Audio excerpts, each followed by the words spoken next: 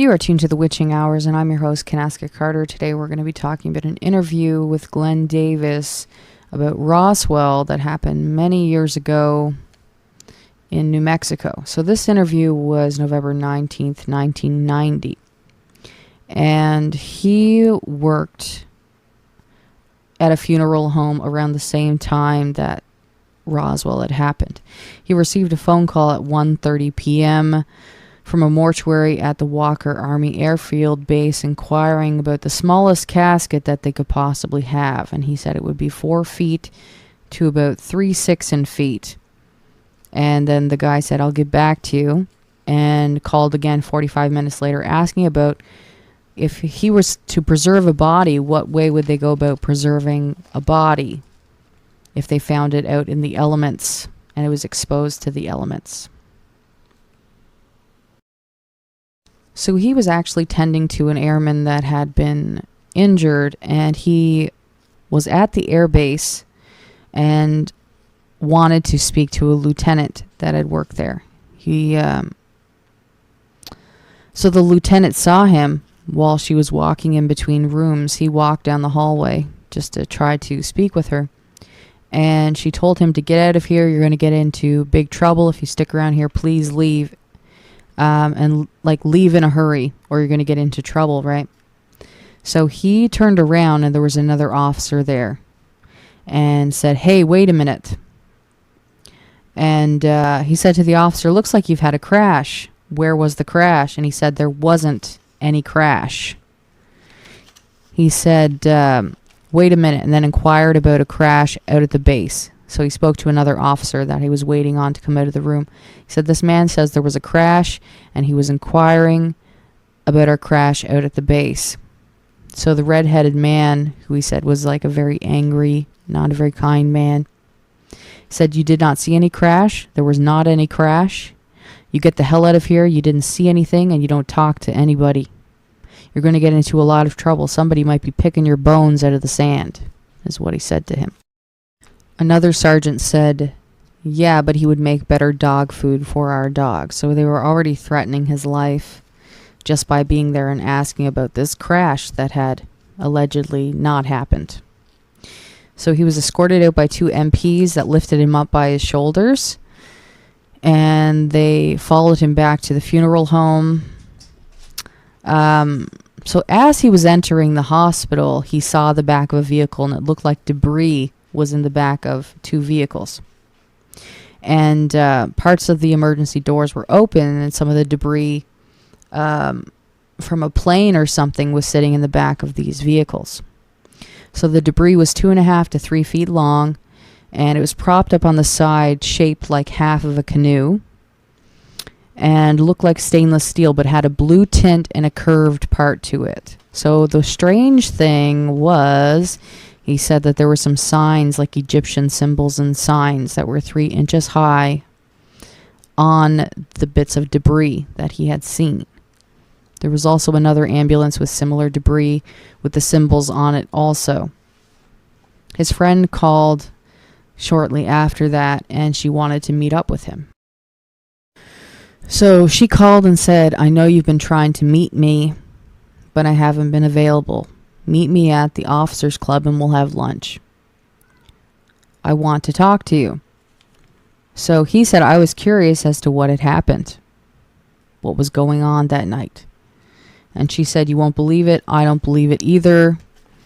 And she seemed very distressed. She said, "I'll get into a lot of trouble about this," and then proceeded to pull out a diagram from her purse that had a figure with a face, and it was a crash, is what she said. There was a crash after all, even though they denied it. And it wasn't an airplane. They didn't know from what it was. They didn't know what it was at the time. And she said, "We have 3 bodies. 2 of them were very mutilated, and one might have lived a little while. 3.5 feet to 4 feet tall was how she described their height. And there were 2 of the bodies they couldn't identify because there was predatory animal that perhaps did some damage after the craft to the bodies and perhaps mauled the bodies. So they were kind of indistinguishable. The heads were larger than a human, and she went on to say the hands were long with no thumbs, very delicate long fingers, and the underside of the fingers, there was a pad, little pads on the fingers with suction cups. No fingernails. Its lips were very long and narrow, thin, not like a human's lips, not protruding. No teeth. The inside of the mouth was like raw hide and had two small orifices on the side of the head, two holes where the ears would be on a human, two orifices where a nose would be, but not protruding. So it wasn't convex. It was flesh to the face. He also said that she was very emotional. She would be wringing her hands and stop to drink water periodically, but she never touched her meal the entire visit.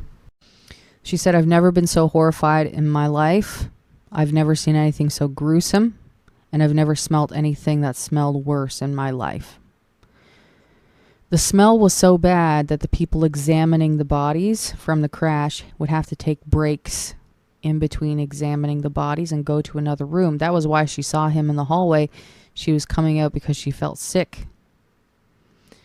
And he actually never saw her again after that meeting. When he called to inquire about what was going on, they said she wasn't available, and then he tried to reach out again, and they said she had been transferred. Ironically, 2 weeks after that, he got a letter that said, "I don't have time to write. I will write later. This is my PO number." And she gave him his PO number. He wrote back. And a month later, his letter was returned to him with red print on it that said deceased. So she had allegedly died or something along those lines. Maybe she was put into some sort of protection program, or they wanted people to think she was deceased because of what she knew. So he had asked somebody else who knew what was going on and said, "Whatever happened to the lieutenant?" And they said the rumor is she was killed with 5 other nurses in a training program in London, England. It was a plane crash that had happened. So his father was actually contacted by the sheriff who was inquiring, saying that a sergeant came to his office inquiring about his family and where they lived, and told the father that he might be in trouble without explaining exactly what was going on. So the father said, "You're in trouble. You got involved in something you got no business getting involved in." And so he proceeded to tell his father about what he saw, seeing the debris, his friend telling him about the aliens that they had discovered. And then his father became enraged, not with him, but with the people that were trying to make it seem like he had done something wrong. From what he was also told, he said that they were humans, but not humans from this planet, but like humans from another planet, another species of humans, or humanoid. And so it had to be an alien of some sort. The skull and the bone structure was not like ours. It wasn't actually bone. It was more of like a hard cartilage, like a heavy cartilage, very pliable, and the bones not as strong as ours, very delicate, almost transparent skin, no thumbs, long, very fine fingers. And the strange thing about the suction cups makes me think, are these aliens coming from underneath the ocean? Just like Bill Cooper had witnessed when he witnessed the UFO fly up out of the ocean many years ago. So he also said some of his files were destroyed and missing, and most files were gone after certain years. They also didn't know where the bodies went after that. The last that she said was the bodies were in the hangar, and that was their last known place. So this all took place at Roswell, New Mexico, one of the biggest alien crash, UFO crash sites. One of the biggest stories that are known anyway, because they said it was a UFO had crashed, and then the news changed it to a weather balloon. I think just so that the public wouldn't really try to look into it any further. It was just this huge conspiracy, being gaslit by your own government. So, I've spoken about it on previous episodes where I saw a small gray alien in the woods in the summer of 2011. And I was going into the woods to get deadfall and get wood that was already dead and fell off the trees to keep the fire going for the night. And then about my 5th time going back into the woods, I saw exactly what this man is describing. With the large cranium, the small, thin limbs, very short stature, 3.5 to 4 feet tall. It also had massive cranium, big black eyes, and then I saw it shift its weight. It was almost like creeping around with its hands, the way somebody would creep around, kind of like the way a T-Rex would hold its arms close up to the body like this.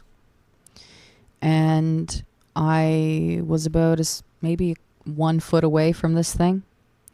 I ran back to the fire pit, told my friends what I had seen, and a couple hours later, the other half of our group came back. Turns out a 13-year-old girl had seen a white figure in the woods right around the exact same time I had seen the small gray alien in the woods. So, aliens are definitely real. They've already released documents showing what's going on. And I think they're going to start making themselves more known as time goes on, perhaps, to more people. Or maybe they won't. Who knows? But I've had 3 close encounters and many lucid experiences as well, being abducted, missing time, feeling like I have an implant in my left ear. Same thing with my family. They've had similar experiences as well. Maybe it's a generational thing. Perhaps we are human alien hybrids, and this is why they come and check up on us from time to time. Maybe they live inside of our Earth. Maybe the Earth is hollow on the inside. Philip Schneider even said when he would blast away and deflagrate rock and melt rock to create underground bases, he witnessed a tall gray alien underground. So I think that a lot of them are able to go in through the oceans, they go in through caves, and they're able to go into the center of the Earth. And perhaps that's where most of them are living. And maybe some of them are living on the moon too, because there's hollow moon. If you ever heard of the hollow moon, hollow Earth theory, I will be getting into that further on another episode. But basically, they shot... twice they shot something at the moon, and it rang like a bell and it rang like a gong for hours. And when a meteors hit it, it doesn't create a concave type of crater like what you would see on Earth. It goes so far and then it is convex. It goes flat. So it's hitting something after it reaches a certain layer of material. And then if it rings like a bell or rings like a gong, that would lead me to think it is some sort of a spaceship or hollowed out, and it's metal and it's supposed to look like something that it's actually not. It's like, I think it might be a spaceship that just floats outside of our planet. And that's why I think that they're living inside of the Earth. Hollow moon, hollow Earth. I think that there's aliens living underneath our feet. It's kind of creepy to think about. But if we're aliens also, maybe it's not so creepy after all. It's just another humanoid version of us, just like Bigfoot, Sasquatch, mermaids. Maybe these are a type of mermaid because they have the suction cups. It makes me think of an octopus and how they would live underwater. Let me know what you guys think in the comments about this interview. If you want to see the interview, the full thing is on YouTube with Glenn. And the interview took place 30 years ago now, in 1990. Glenn Davis is his name.